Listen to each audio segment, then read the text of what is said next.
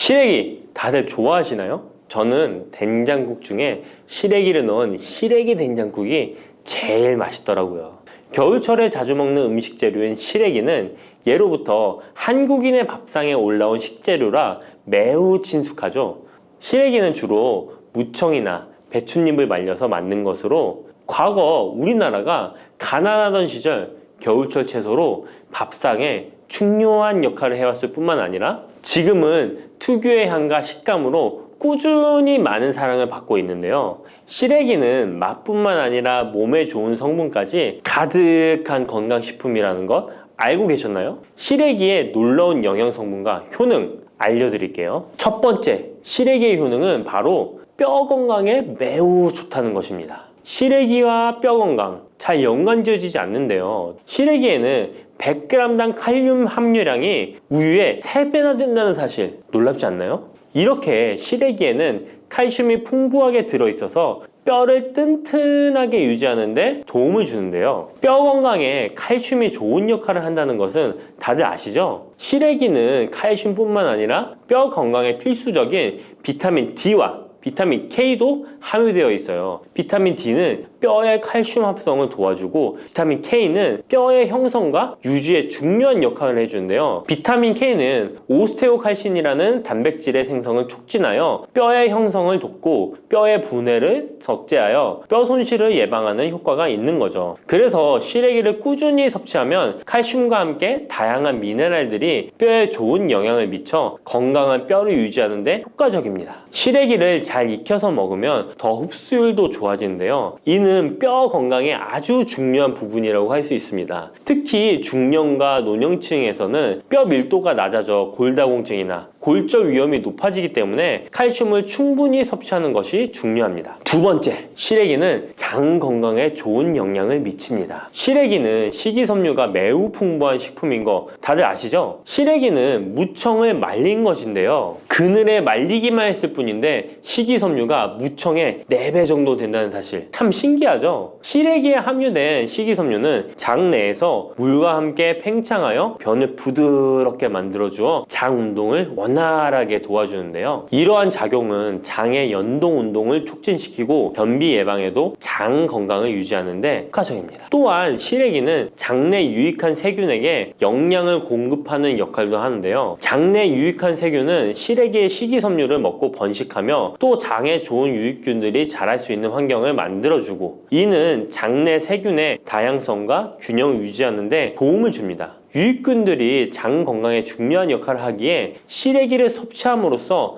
장의 환경을 개선할 수 있답니다. 이뿐만 아니라 시래기에는 항염증 작용을 하는 폴라보노이드와 폴리페놀 등의 식물 화합물이 함유되어 있는데요. 이러한 식물성 화합물은 체내의 염증을 억제하고 장내 염증을 감소시키는 데 도움을 줄 수 있습니다. 시래기는 장을 건강하게 유지하고 장에서 발생할 수 있는 다양한 질병을 예방하는 데 도움이 될 수 있죠. 장 건강을 생각한다면 이제부터 시래기 꼭 섭취해야겠죠? 시래기의 놀라운 효능 세 번째는 간 해독 능력입니다. 시래기에는 항산화 작용을 하는 비타민 C와 베타카로틴이 들어있어 간 건강에 매우 좋다는 것 알고 계셨나요? 비타민 C는 보통 과일에 많이 함유되어 있다고 생각하실 텐데요. 시래기에도 비타민 C가 풍부하게 함유되어 있습니다. 시래기에 함유되어 있는 비타민 C는 강력한 항산화 작용을 가지고 있어 체내에 유해한 자유 라디칼을 중화시키고 특히 간은 우리 몸의 해독기관으로 해독작용을 잘하려면 항산화 물질이 필요한데 시래기를 섭취하면 이 항산화 성분들이 간의 해독작용을 돕고 간 기능을 강화하는 데 효과를 볼 수 있습니다. 또한 시래기에는 미네랄인 칼륨과 마그네슘도 풍부하게 함유되어 있어 이러한 미네랄은 간 기능을 지원하고 체내 독소를 제거하는 데 도움을 줄 수 있습니다. 간은 알코올이나 지방, 환경적인 유해 물질을 처리하는 중요한 역할을 하기에 시래기를 자주 섭취하는 것이 간 건강에 큰 도움이 될 수 있다는 것 꼭 기억해 주세요. 네 번째 시래기의 효능은 바로 혈관 건강에 좋은 것입니다. 시래기에는 다양한 영양소가 들어있는데 특히 혈압을 안정시키는 데 도움을 줄 수 있는 칼륨이 많이 들어있습니다. 칼륨은 나트륨을 체외로 배출시키는 역할을 하여 혈압을 조절하는 데 도움을 주고, 또한 시래기에는 비타민 K도 포함되어 있는데요. 비타민 K는 혈액 응고를 조절하고 혈관을 건강하게 유지하는 데 중요한 역할을 합니다. 고혈압은 혈관 건강에 해로운 영향을 미칠 수 있으므로 칼륨이 풍부한 시래기를 섭취하면 혈압을 조절하여 혈관 건강을 유지할 수 있습니다. 국립농업과학원에서 시래기를 가지고 연구를 진행했는데요. 시래기를 5주 동안 꾸준하게 섭취한 실험쥐군들의 혈압이 일반 대조군 쥐들에 비해 혈압이 23% 유의미하게 감소했다는 결과입니다. 특히 혈압을 걱정하시는 노년분들은 시래기를 꾸준히 섭취하면 혈관 건강을 지키고 고혈압이나 동맥경화 같은 질병을 예방하는데 도움을 줄 수 있겠죠? 몸에 좋은 시래기, 이것 까먹으면 찰떡궁합인 거 아시나요? 시래기와 함께 먹으면 좋은 음식들 바로 알려드릴게요. 시래기와 잘 어울리는 음식 첫 번째는 두부입니다. 시래기와 두부는 아주 잘 어울리는데요. 두부는 식물성 단백질이 풍부하고 식이섬유, 비타민, 미네랄 등 다양한 영양소가 풍부한 시래기와 함께 먹으면 서로 보완되는 환상의 조합이죠. 두부의 부드러운 맛과 시래기의 아삭한 식감이 조화를 이루어 맛있고 건강한 한 끼를 완성할 수 있습니다. 시래기와 두부는 모두 뼈 건강에 좋고 단백질과 칼슘을 동시에 섭취할 수 있어 노년층에게 특히 좋은 조합이라고 할 수 있는데요. 된장국을 끓이실 때 두부와 시래기를 넣어 조리하면 고소한 된장과 부드러운 두부, 그리고 시래기의 식이섬유가 서로 조화를 이루면서 소화도 잘 되고 영양도 풍부하답니다. 다른 조리 방법으로는 시래기 두부찜도 있는데요. 시래기와 두부를 함께 찜통에 넣어 찐 후에 간장, 다진 마늘과 파, 참기름 등의 양념을 넣어 시래기에 잘 묻힌 뒤 양념된 시래기를 쪄둔 두부에 돌돌 말아주는 건데요. 이렇게 요리해 드시면 부드럽고 고소한 맛이 일품이랍니다. 두 번째, 시래기와 어울리는 환상의 궁합 음식은 바로 버섯입니다. 버섯은 저칼로리이면서도 식이섬유, 미네랄이 풍부한데요. 또한 항산화 물질도 많아 면역력 강화에 매우 좋고 다이어트와 건강에 좋은 음식이죠. 버섯에는 비타민 D가 풍부해 뼈 건강에 좋고 항암 효과도 있다고 알려져 있고, 버섯 또한 칼륨이 함유되어 있어 혈압을 조절하는 데 도움을 줍니다. 시래기와 버섯을 함께 조리하면 서로의 영양이 보완되고 잘 결합되어 더욱 건강한 요리를 만들 수 있습니다. 시래기와 버섯을 함께 넣고 찌개나 국을 만들면 시래기의 깊은 맛과 버섯의 향긋하고 고소한 맛이 어우러져 맛도 좋고 영양도 가득한 한 끼가 되죠. 제가 추천하는 요리법은 시래기와 버섯을 밥에 함께 밥을 짓는 것인데요. 이렇게 밥을 짓게 되면 조리도 간편하면서 고소한 맛과 식감이 어우러진 시래기 버섯밥이 완성된답니다. 꼭 한번 드셔보세요. 세 번째, 시래기와 된장은 궁합이 잘 맞습니다. 많은 분들이 시래기 하면 된장국이 먼저 떠오르죠. 시래기 된장국은 많은 분들이 좋아하는 국이죠. 된장국에 들어가는 된장은 콩을 발효시켜 만든 전통적인 한국 발효식품으로 장 건강에 매우 좋은 음식인 거 다 아실 거예요. 된장은 유산균이 풍부하여 장에 좋은 영향을 미치고 풍부한 단백질과 다양한 아미노산을 함유하고 있는데요. 시래기와 함께 먹으면 장 건강을 더욱 향상시킬 수 있습니다. 시래기는 부드럽고 고소한 맛을 가지고 있어 된장과 함께 조리하면 된장의 구수한 맛과 시래기의 고소한 맛이 조화롭게 어우러지고, 또 된장의 짭짤한 맛이 시래기의 은은한 맛을 잘 살려주어 된장찌개나 국에 시래기를 넣으면 깊고 풍부한 맛을 낼 수 있어요. 두 음식의 조합이 장 건강을 지켜줄 뿐만 아니라 맛있고 건강한 식사를 즐길 수 있게 해준답니다. 이렇게 몸에 좋은 시래기도 어떤 분들에게는 독이 될 수 있다는 것 아시나요? 몸에 유익한 영양 정보도 중요하지만 섭취 시 유의할 점도 꼭 아셔야죠. 시래기 섭취 시 주의해야 할 분들 바로 알려드릴게요. 시래기 드실 때 이런 분들 꼭 주의해야 합니다. 첫 번째는 신장이 약하신 분들입니다. 시래기에는 칼륨이 많기 때문에 몸에 유일한 작용을 하지만 한편으로는 신장이 약한 분들에게는 꼭 주의가 필요한데요. 시래기에 풍부한 칼륨은 신장 기능이 약한 사람들에게는 칼륨 섭취를 과도하게 하게 되어 문제가 될 수 있습니다. 칼륨은 신장에서 배출되기 때문에 신장 기능이 저하된 분들은 시래기를 과도하게 섭취하지 않도록 주의해야 해요. 특히 고혈압이나 신장 질환이 있는 분들은 전문가의 조언을 받고 섭취량을 조절하는 것이 좋습니다. 시래기 드실 때 주의해야 하는 분 두 번째는 바로 소화기관이 약하신 분들입니다.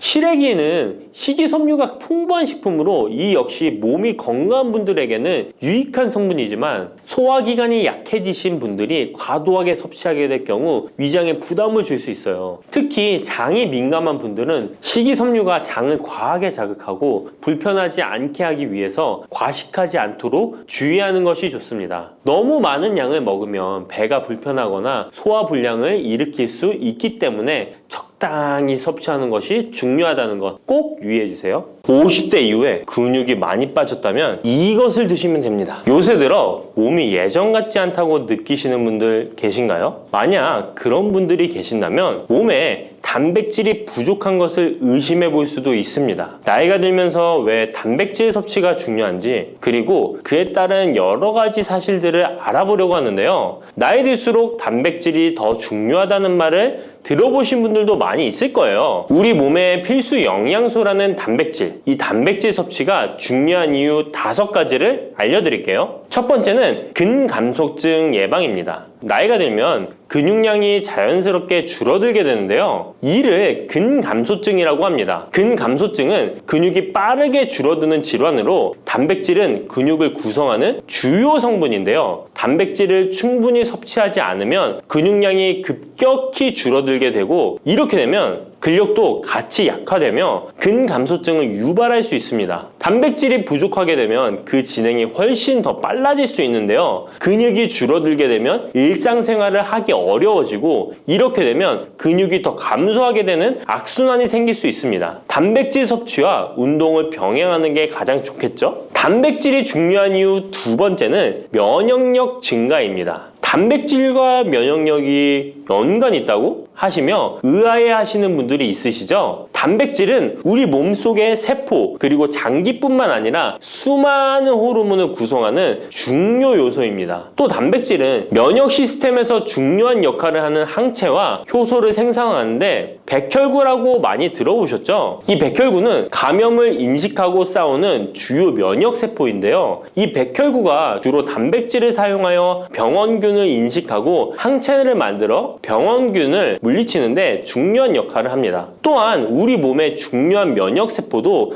감염에 대응할 때 단백질을 사용하여 신호를 보내고 병원균을 파괴하는 작용을 합니다. 나이가 들면서 면역 시스템이 약해지기 쉬운데 그럴수록 단백질을 충분히 섭취하면 면역력을 높일 수 있습니다. 단백질 섭취가 중요한 이유 3번째는 심혈관계 질환 예방입니다. 단백질은 심혈관 건강에도 영향을 주는데요. 특히 식물성 단백질이 도움을 줍니다. 예를 들자면 콩류와 견과류 등은 나쁜 콜레스테롤인 LDL의 수치를 낮추고 심혈관계 질환의 위험을 줄이는데 도움이 됩니다. 특히 노년층에서 단백질 섭취는 고혈압, 동맥경화증, 심장병 등을 예방하는데 중요한 역할을 합니다. 4번째는 피부의 탄력 저하를 예방합니다. 피부의 주 성분 중 하나인 콜라겐은 단백질로 이루어져 있는데요. 나이가 들면 콜라겐이 자연스럽게 감소하게 되는데 이로 인해 피부 탄력이 떨어지고 주름이 생깁니다. 이때 단백질을 충분히 섭취하면 피부 건강에도 좋은 영향을 주는데요. 단백질 공급은 피부 재생을 촉진시켜 피부 건강을 유지하는 데 도움을 줍니다.